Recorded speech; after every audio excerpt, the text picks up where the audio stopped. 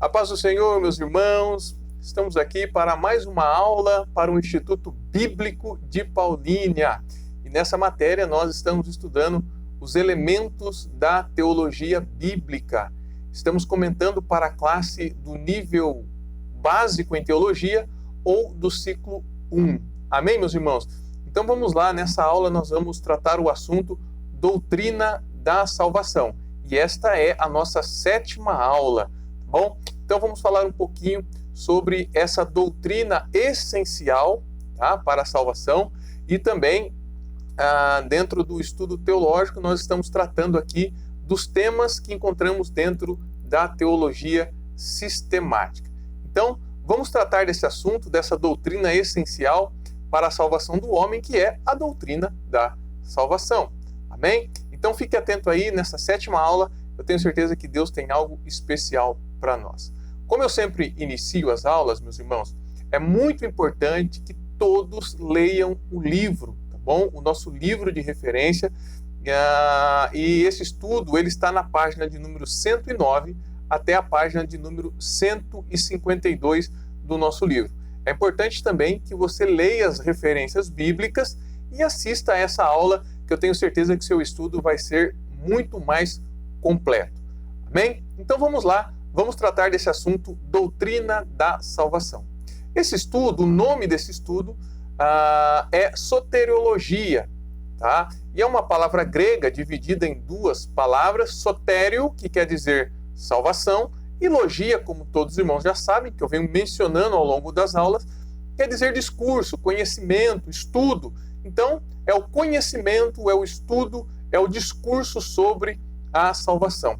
Eu quero iniciar a nossa aula lendo algo muito interessante que eu anotei aqui e eu acho que vai trazer uma introdução bem abrangente para esse estudo. Diz assim: antes do primeiro pecado cometido no universo, antes da terrível crise provocada pelo ser humano rebelde, que fora feito à imagem e semelhança de Deus, o Senhor planejou um meio de fuga das armadilhas e condenação do pecado. Nosso Deus não foi apanhado de surpresa. Ele previu a queda e pré-ordenou o plano da salvação. Então, nós entendemos aqui que o homem pecou, né? O ser humano cometeu o pecado, se rebelou contra Deus. O homem criado à imagem e semelhança de Deus, porém, ele desobedeceu uma ordem de Deus, se rebelou contra Deus, mas isso não pegou Deus de surpresa. Deus não foi pego de forma desprevenida, muito pelo contrário. Deus, ele previu isso e ele pré-ordenou também o plano da salvação, da redenção, da regeneração do homem. Então, nós estamos aqui, meus irmãos, diante de um dos estudos mais empolgantes que nós encontramos dentro das Sagradas Escrituras.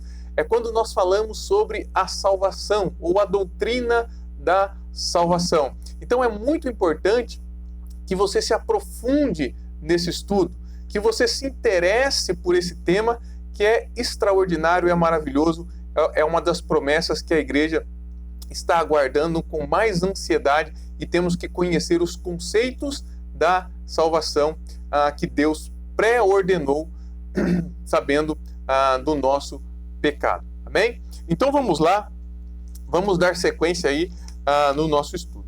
Meus irmãos, mais uma citação aqui importante, eu acho interessante eu sempre lembrá-los, de que nós estamos apenas pontuando alguns pontos desses estudos, tá bom? Os irmãos vão estudar matérias que falam a respeito, por exemplo, de doutrina da salvação. Você vai estudar isso como uma matéria. Então você vai ter aí ao menos 8 aulas para ouvir sobre a doutrina da salvação. Esse nosso estudo está falando ou apenas apontando os elementos da teologia bíblica ou das doutrinas essenciais. Então não é possível ao longo de uma aula aprofundar ou trazer muitos detalhes a respeito dessas doutrinas. Mas vamos pontuar aqui coisas importantes que vai te auxiliar aí a se aprofundar, a buscar o conhecimento a respeito dessas doutrinas essenciais. Então, a primeira pergunta que vem ao meu coração quando estudo doutrina da salvação é por que nós precisamos ser salvos, ou do que nós precisamos ser salvos. O Salmo de número 3, verso de número 8, ele diz o seguinte: a salvação vem do Senhor, sobre o teu povo seja a tua bênção. Então, lá no Antigo Testamento, tá, já havia a necessidade da salvação, de salvar o homem. Tá? Então, nós vamos ver que o povo de Israel, ele buscava a salvação. Tá? Ele sentia que havia a necessidade de ser salvo. Tá? Então, é muito interessante que essa necessidade não é algo atual, não é algo dos nossos dias. Muito pelo contrário, a necessidade de salvação é algo que acompanha o homem desde o seu início, desde a sua queda. Já há a necessidade de salvação. O homem busca a salvação. Então, quando a gente pensa, vamos usar como exemplo aqui o povo de Israel, vamos usar o exemplo aqui do povo no Egito, escravizado, preso lá no Egito, como escravos. E o povo estava clamando por liberdade, estava clamando por livramento. Já não aguentavam mais aquele jugo pesado que o Egito estava colocando sobre eles. Eles estavam clamando por um Salvador. Então, nós enxergamos aqui nas Sagradas Escrituras, nesse texto ou nesse exemplo que mencionamos, que a salvação era uma necessidade. E ao longo de toda a história da humanidade, nós entendemos essa necessidade do homem de ser salvo. Por quê? Porque o homem ele sempre está envolvido em ambiente de crise. Quando nós olhamos para o povo de Israel, no Egito, preso lá, escravizado, eles estavam vivendo o quê? Uma crise. Tá? Uma crise que estava sobre o povo. Tá? E essa crise era a escravidão, era o trabalho pesado, era o sofrimento que aquele povo estava passando. Então, ao longo de toda a história do ser humano, nós vamos ver o homem envolvido em crises. Então, o que é necessário? Salvar o homem dessa crise. Tá? Então, salvação é libertar, é livrar o homem da crise pela qual ele está passando. E eu enxergo aqui três exemplos muito claros, três pontos muito claros para que nós possamos enxergar isso. Tá? E o primeiro ponto é que todo ser humano, ao longo de toda a história, passou por crises pessoais ou crises sociais, né, na sociedade. Um exemplo disso é o que nós estamos vivendo hoje. Nós estamos vivendo uma crise social por conta da pandemia, uma crise na saúde pública que está atingindo a todos. E o que mais a sociedade está buscando? Salvação, livramento, liberdade dessa crise pela qual nós estamos passando. Então, o ser humano sempre esteve envolvido em crises pessoais ou crises sociais, tá? Então, com isso, diante dessas crises, nós enxergamos que nós precisamos ser salvos. E enxergamos o que também? A nossa incapacidade, tá? A nossa pouca força, tá? Nós enxergamos que somos limitados e não temos como nos salvar. Precisamos de auxílio, porque somos limitados, somos incapazes, tá? Vou usar mais uma vez o exemplo dessa pandemia. Essa pandemia está mostrando que nós somos incapazes ou limitados, temos pouca força diante de tudo que nós estamos vivendo e das terríveis situações pela qual nós estamos passando. Então, diante da crise, tanto pessoal, tá, quanto da crise sociais, nós enxergamos aqui o segundo ponto, que é a nossa incapacidade, a nossa limitação e a nossa pouca força. Então, o terceiro ponto que nós entendemos aqui é que diante disso, diante da crise pessoal ou social, diante da pouca força, das nossas limitações, o que nós buscamos? Nós buscamos em Deus, que é onisciente, onipotente, onipresente, que tem todo o poder nos céus e na terra, nós buscamos em Deus o quê? A nossa salvação. Por quê? Porque além de ser o Deus Todo-Poderoso, Ele também é um Deus Salvador. Meus irmãos, quando nós estudamos, por exemplo, o livro dos Juízes, nós vamos ver essa incapacidade do homem, tá? Essa limitação do homem. Porque o livro dos Juízes, tá? Você vai ver em todos os exemplos que nós estudamos ali, seja de Gideão, seja de Sansão, enfim, todos os exemplos que nós temos ali no livro de Juízes, nós vamos ver o quê? O homem dentro de um ciclo, tá? Então o homem, ele se afasta de Deus, o homem passa por uma crise, e diante dessa crise ele é escravizado por essa crise, e quando ele está na crise, ele lembra de Deus, ele enxerga a sua incapacidade, ele enxerga a sua limitação, ele busca Deus, Deus manda um Salvador, que no caso eram os juízes. Esse Salvador, ele livra o povo daquele julgo, daquele peso, daquele sofrimento, e aí eles se voltam para Deus.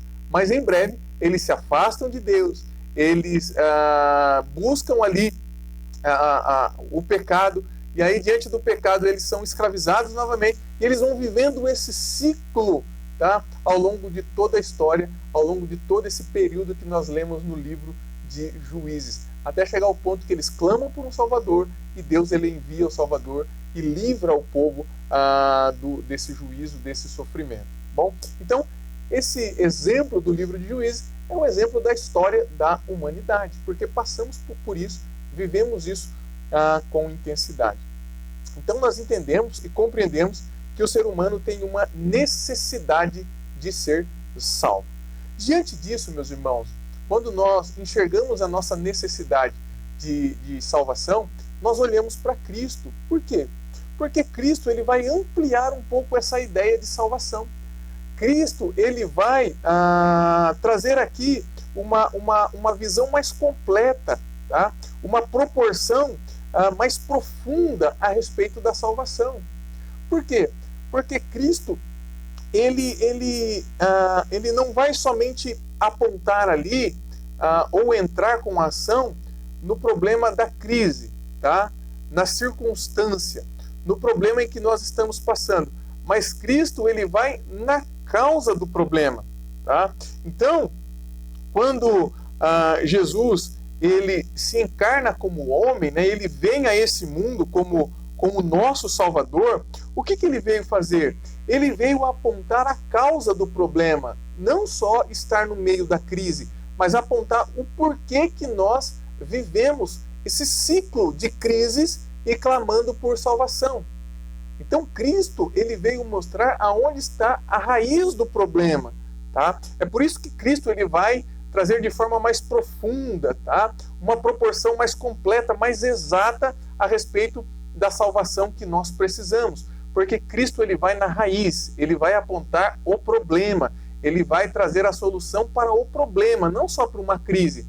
Porque se Cristo viesse trazer a solução só para a crise, meus irmãos, nós venceríamos a crise, mas logo estaríamos diante de outra crise, de outro sofrimento, de outro problema. Então Cristo ele veio para atuar na raiz, tá? Ele veio para atuar no problema, tá? Na solução do problema que causam as crises. Então, qual é o problema? Qual é a raiz desse problema? E, obviamente, que todos sabem que é o pecado do homem. É a natureza de pecado que o homem tem. Tá bom? É por isso que Cristo ele é o grande Salvador. Tá?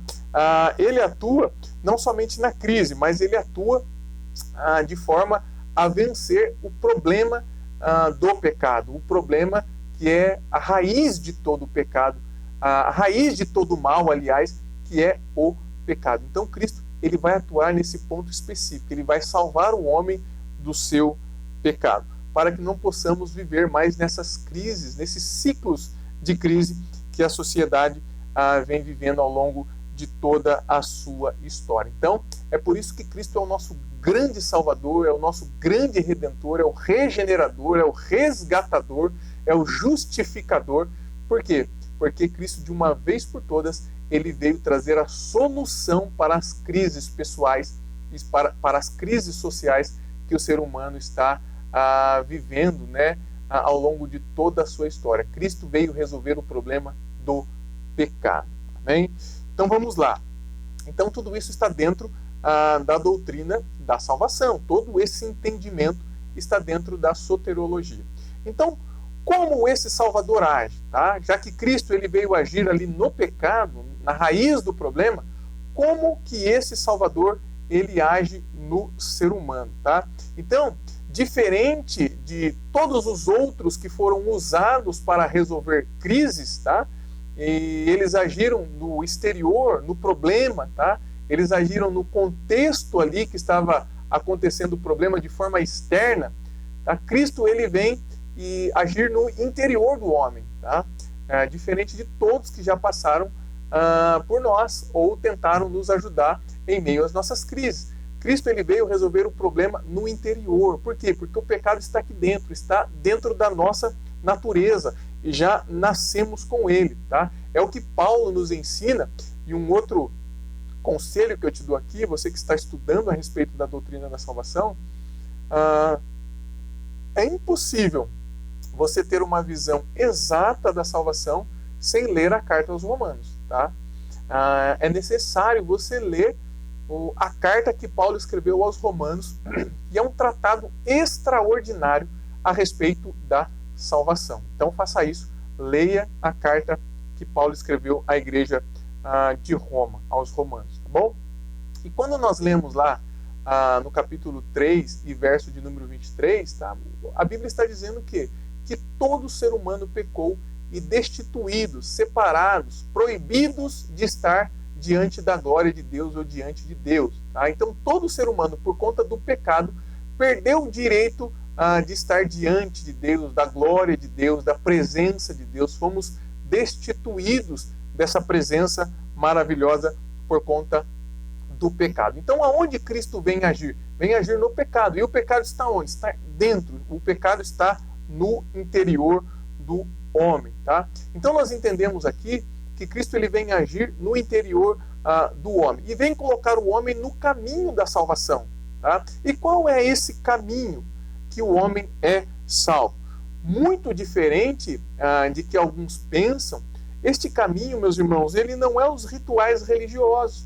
Tem muitas pessoas que acham que o caminho para ser salvo é praticar os rituais religiosos. Tá? E dentre os rituais, podemos citar vários aqui, vários exemplos de rituais religiosos, litúrgicos, tá? Mas a salvação, o caminho para ser salvo não é os rituais religiosos. O caminho para ser salvo não é fazer parte de uma comunidade cristã, não é fazer parte de uma igreja, tá? Não é isso, não é isso. O caminho para a salvação não é as boas obras. Quanto mais boas obras você pratica, quanto mais coisas boas você faz, você acha que você tem direito de barganhar a sua salvação com Deus. É um caminho errado, porque por mais que o ser humano faça boas obras, por mais que seja bem intencionado, o ser humano não tem poder, não tem moeda de troca o suficiente para trocar por sua salvação. Então as obras não adiantam. Então rituais religiosos não salvam ninguém. Fazer parte de uma comunidade cristã não salva ninguém. Realizar boas obras não salvam ninguém. Tudo isso é importante, tá? Fazer parte de uma comunidade cristã é importantíssimo. Praticar aí os rituais religiosos é importantíssimo. Realizar boas obras é importantíssimo. Tudo isso tem um valor e tudo isso tem um peso muito grande. Mas não para a salvação, tá? A salvação não está nesses pontos. Porque a salvação, o caminho da salvação é crer no Cordeiro de Deus que tira o pecado do mundo. Tá? Esse é o caminho para a salvação. É quando você crê em Cristo Jesus como seu Salvador. Quando nós lemos, eu quero pegar aqui um texto bíblico que eu me recordei agora, vamos lá para a carta de Paulo aos Romanos, eu acho que é importantíssimo. Quando nós lemos aqui o capítulo 10 e o verso de número 9, a Bíblia vai dizer assim, olha, capítulo 10 de Romanos, verso 9, diz assim: a saber, se com a tua boca confessares ao Senhor Jesus e em teu coração creres que Deus o ressuscitou dos mortos, serás salvo. Então, está dando o caminho aqui para a salvação. Qual é o caminho da salvação que Paulo está nos mostrando aqui? Ritual? Fazer parte da igreja de Roma? Fazer boas obras? Não, ele está dizendo o seguinte, olha, se com tua boca, e aqui a boca, meus irmãos, ela está se dirigindo a nossa alma, a sede dos sentimentos, o nosso entendimento espiritual. Se tua boca confessares ao Senhor Jesus e em teu coração, olha aqui, coração, alma, sentimento, crer que Deus o ressuscitou dos mortos, ou seja, a ressurreição dos mortos aqui, ela coroa o plano da salvação de Cristo, tá? Tudo aquilo que ele fez, encarnou, ensinou, morreu e ressuscitou, tá? Então fecha o ciclo aqui da salvação. Então, se creres que Deus o ressuscitou dos mortos, será salvo. Então esse é o caminho, é crer no plano da salvação. Olha o que diz o verso 10. Visto que com o coração se crê para a justiça e com a boca se faz confissão para a salvação. Então, nós entendemos que a salvação é pela fé, tem que crer no plano salvador de Cristo Jesus. Amém, meus irmãos? Então vamos dar sequência aqui, tá? Falamos um pouquinho aqui como o Salvador age, falamos um pouquinho qual é o caminho para ser salvo, falamos agora, tá? Então, a ideia aqui para a gente concluir esse pensamento é entender que nós recebemos um presente glorioso, tá? Por conta do sacrifício de Jesus, nós recebemos um presente glorioso da parte do nosso Deus. Então, a salvação é entrar por uma porta. Que porta é essa? Jesus. A salvação é trilhar um caminho. Que caminho é esse? Jesus. Porém, ele mesmo disse: eu sou o caminho, a verdade e a vida. E ninguém vem ao Pai senão por mim. Bom, então, o caminho da salvação é entrar pela porta, que se chama Jesus, e trilhar este caminho que se chama Jesus Cristo, o nosso Salvador. Então, dentro da doutrina da salvação, diante dessa introdução que nós fizemos aqui, dentro da doutrina da salvação, nós temos que entender alguns pontos, tá? Quais são as provisões realizadas para a salvação? Então, quais são as provisões, ou seja, o que foi feito para salvar o homem, tá? Que precisa, que necessita de salvação e que essa salvação venha a atuar no pecado, tá? Então, o que foi feito? Quais as provisões foram realizadas? Primeiro, a morte de Jesus Cristo, tá? Jesus morreu na cruz do Calvário pelos nossos pecados para nos salvar. Ele é o grande Salvador. Segundo, a ressurreição de Jesus Cristo. Como eu disse, vem coroar esse plano da salvação, tá? Jesus Cristo, ele ressuscitou, mostrando que é possível vencer a morte, tá? Porque a morte é fruto do pecado. Então, quando você vence o pecado, você vence o fruto dela, você vence a morte, tá? E aí o ponto 3 aqui é a ascensão e a exaltação de Jesus Cristo, que é algo que vai acontecer com todos aqueles que vencem o pecado. Então, essas foram as provisões realizadas: morte, ressurreição e ascensão de Jesus Cristo. E qual é a aplicação dessas provisões? Ou seja, como essas provisões elas nos beneficiam, tá? Qual é a aplicação dessa provisão? Primeiro, eleição, tá? Então, dentro da doutrina da salvação, nós vamos estudar eleição, nós vamos estudar fé, nós vamos estudar arrependimento, nós vamos estudar justificação, regeneração, adoção, santificação, glorificação e ressurreição para toda a eternidade. Então, o que eu acabei de comentar aqui a respeito de quais são as provisões e a aplicação dessas provisões é um resumo que nós temos da doutrina da salvação. E aí nós vamos entrar aqui em todos os pontos, né? Entender a morte, entender a ressurreição, entender a exaltação de Cristo e entender que Cristo, ao realizar isso, ele nos elegeu, ele nos deu fé, nós nos arrependemos por conta disso, nós somos justificados, regenerados, fomos adotados por Deus, santificados e glorificados, e passaremos também pela ressurreição no dia do arrebatamento para toda a eternidade. Obviamente, isso para os mortos que morreram em Cristo Jesus, tá bom? E para os vivos, nós cremos que o nosso corpo será transformado no dia do arrebatamento. Amém, meus irmãos? Então, esses elementos aqui compõem a teologia sistemática. Mas vamos falar um pouquinho deles, né? Para a gente compreender um pouco mais. Não dá para aprofundar, como eu disse, mas vamos falar um pouco aqui dessas provisões por conta do sacrifício de Jesus Cristo, de tudo aquilo que ele realizou por nós. Então, o primeiro ponto que eu quero tratar com os irmãos aqui, dentro dessas provisões, é a expiação. O que é expiação, meus irmãos?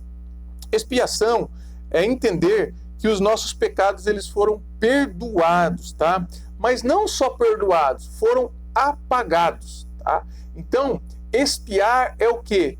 é quando Cristo, ele tomou o nosso lugar e através disso ele perdoou os nossos pecados. E na cruz, tá? Quando ele tomou o nosso lugar, porque o lugar da cruz era nosso, nós merecíamos estar ali naquela cruz morrendo pelos nossos pecados, mas ele apagou os nossos pecados na cruz do Calvário. Então esses pecados que nós tínhamos, quando Cristo perdoa e apaga na cruz, todos esses pecados, eles não são mais considerados diante de Deus, não são mais levados em conta diante de Deus. Olha que coisa extraordinária. Então, diante de Deus, nós não temos mais esses pecados, porque eles foram apagados, eles foram perdoados por aquele que nos expiou, tá? A expiação que estava em Cristo Jesus. Então, Cristo, ele nos livra da condenação do pecado. Lemos em Romanos 3:23 que todos pecaram e destituídos estavam da glória de Deus. Então, quando Cristo ele realizou a expiação, esse versículo ele foi vencido. Por quê? Porque nós fomos livres. Lembra que salvação é livrar, livramento? Nós fomos livres da condenação do pecado. Fomos livres da condenação do pecado, tá? Então, infelizmente, meus irmãos, nós ainda não estamos livres da presença do pecado, tá? Ainda não. Estamos ainda nessa terra, temos a natureza de pecado, tá? E nós ainda não estamos livres da presença do pecado e nem estamos livres da luta contra o pecado.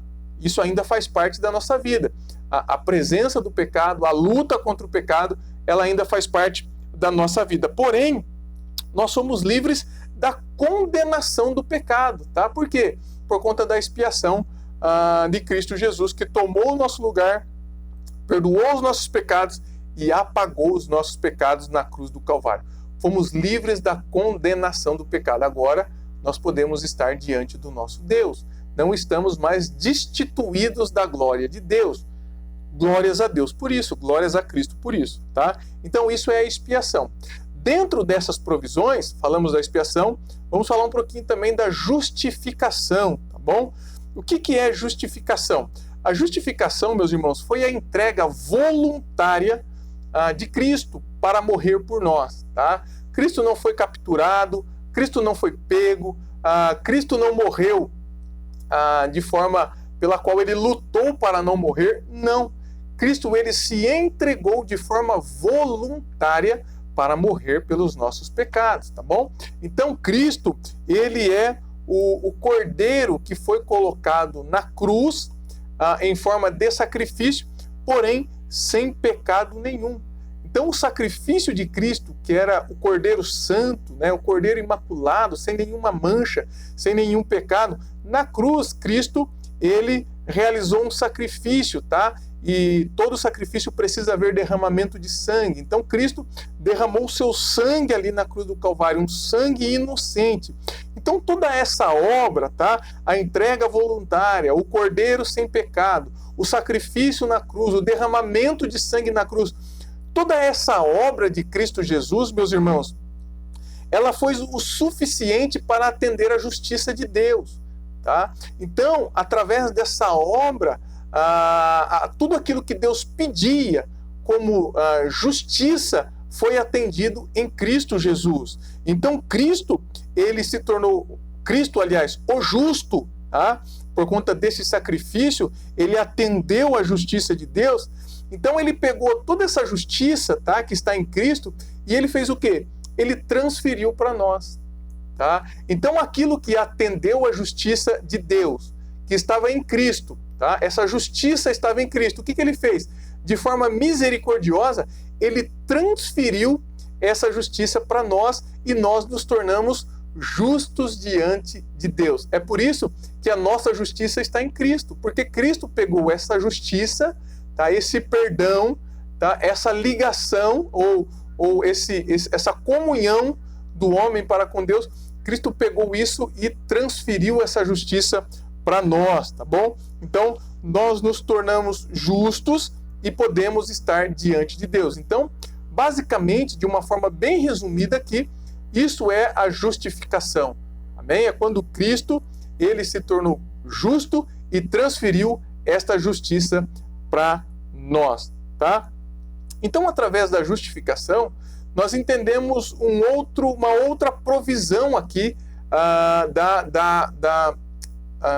doutrina da salvação, né? Daquilo que Cristo fez por nós.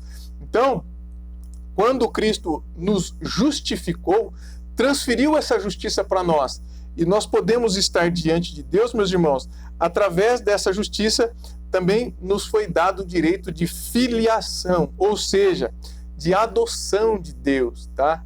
Então nós nos tornamos filhos adotivos, tá? Por conta da justificação. E a adoção é entender que nós não somos mais somente uma criatura de Deus, uma criação de Deus. Agora nós nos tornamos filhos de Deus por conta da justiça de Cristo na cruz do Calvário, tá? E como filhos por adoção, meus irmãos, nós temos os mesmos direitos do filho, tá? Então a herança, ou seja, a herança, as promessas da eternidade, ela faz parte da nossa realidade também, porque nós somos filhos adotivos de Deus, amém? Então a adoção é mais uma provisão dentro da doutrina da salvação. Uma outra provisão que nós enxergamos aqui dentro dessa doutrina é a redenção, tá? E para a gente entender um pouquinho de redenção, meus irmãos, é que, vou usar um exemplo aqui, tá? Cristo, até mesmo no período de Cristo, haviam ali muitos escravos, tá? A escravidão era algo comum no tempo de Cristo, tá? E não está fora da nossa realidade, né? Porque a escravidão, ela durou ali muitos anos, tá? Hoje, graças a Deus, as pessoas foram livres, né? Não existe mais a escravidão como existia no passado, tá? Talvez exista um princípio ideológico de escravidão, um conceito, mas não existe mais a escravidão como existia no tempo de Cristo, né? Como existiu com os negros, né?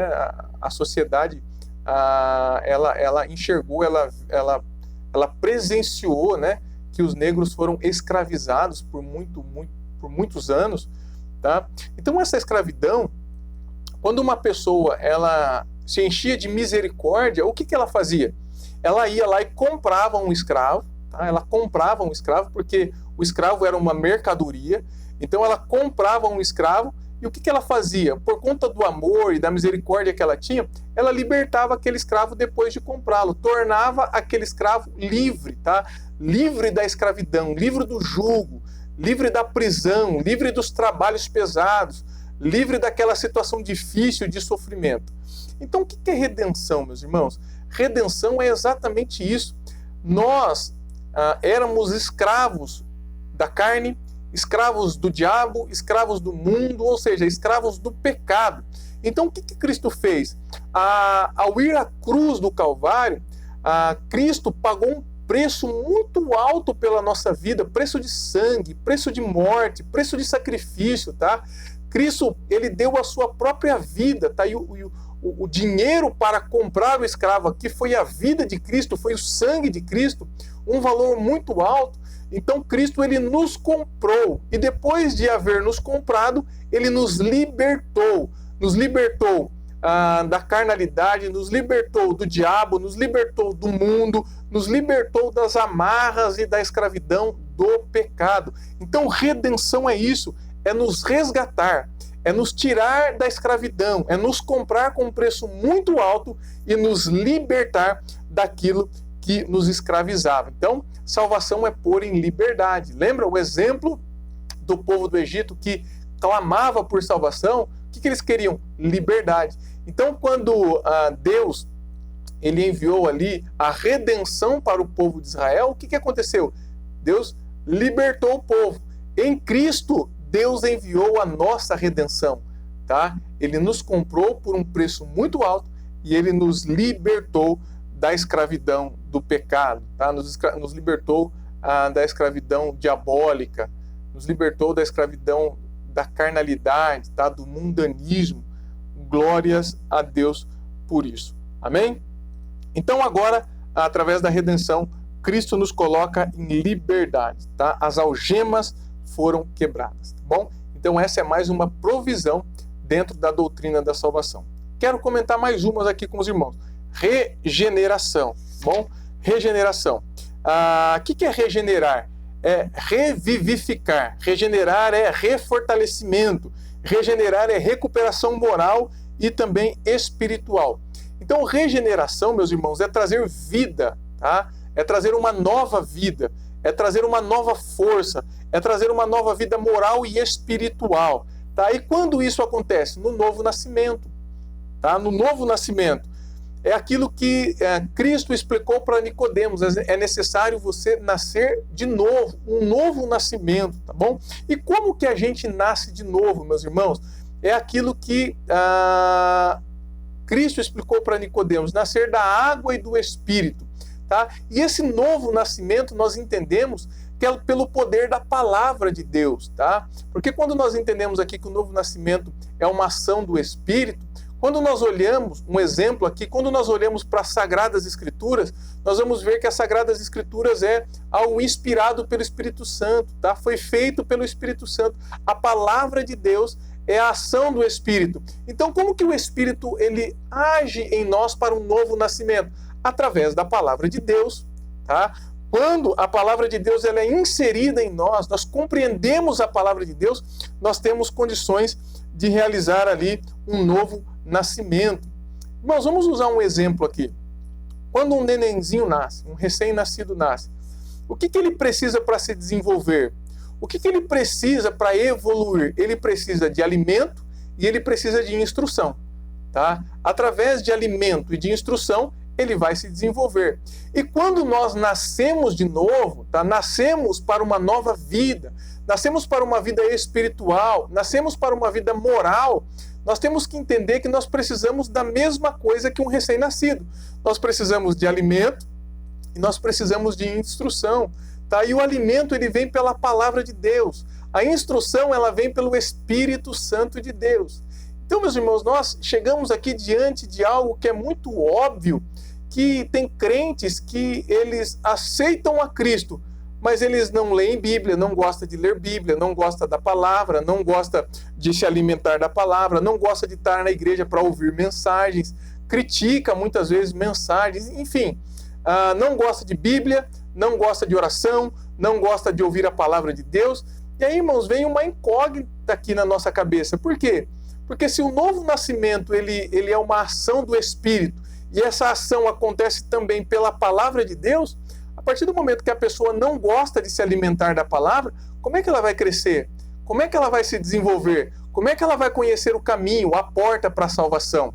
Então, quando nós falamos de regeneração, nós estamos falando da inserção da palavra de Deus no nosso coração pelo Espírito. E nós passamos a amar a palavra. Nós passamos a amar a Bíblia. Nós passamos a amar a palavra de Deus, tá bom? Os ensinos de Deus. A transformação que vem através da palavra de Deus. Isso é ser uma pessoa regenerada. Então fique atento aí aos sinais do Espírito Santo de Deus. Um outro ponto aqui é santificação, tá? Dentro das provisões. E o que é santificar, meus irmãos? É um processo pelo qual se separa algo ou alguém para um uso ou para um propósito religioso, ou seja, tornar algo sagrado ou santo, né? Consagrar é separar algo para Deus. Então, quando nós entendemos que dentro das provisões da teologia ou da doutrina da salvação tem a santificação, é pegar algo e consagrar, separar para Deus. Então, dentro da santificação, a santificação ela é processual, tá?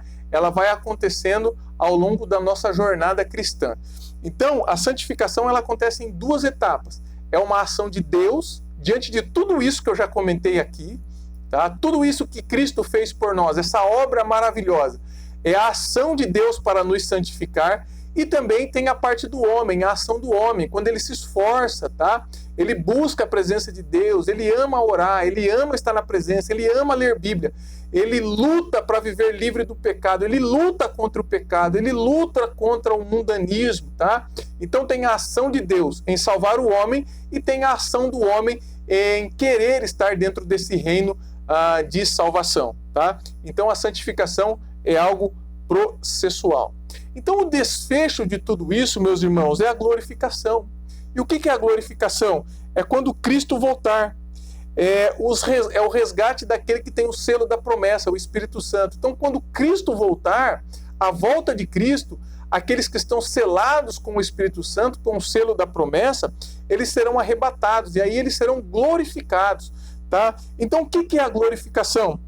É quando nós estaremos livres da presença do pecado, livres do poder do pecado e livres da condenação do pecado. Ou seja, tudo aquilo que o pecado tem poder de corromper, não vai corromper mais. Tudo aquilo que o pecado tem poder de destruir, não vai destruir mais. Estaremos livres das doenças, do choro, da tristeza, das coisas ruins, né, que acontecem por conta do pecado, a morte. Estaremos livres de tudo isso. Esta é a glorificação, é um corpo transformado, é um corpo glorificado. Estaremos livres da presença, do poder e da condenação do pecado. Tá? E todas as promessas de Cristo para nós, como a promessa da imortalidade, vai ser uma realidade. Como a promessa de ser co-herdeiro de Cristo, da herança que nós temos em Cristo, será uma realidade. E a promessa do galardão, ou dos galardões que nós receberemos no céu, naquele dia que estaremos diante do tribunal de Cristo. Então, fará parte da nossa vida. Amém, meus irmãos? Então aqui nós falamos um pouquinho da doutrina da salvação. Bom, então aprofunde o seu estudo, busque compreender aí as provisões com um pouco mais de profundidade a respeito dessas provisões para a nossa salvação que foi realizada através das obras de Cristo Jesus. Amém?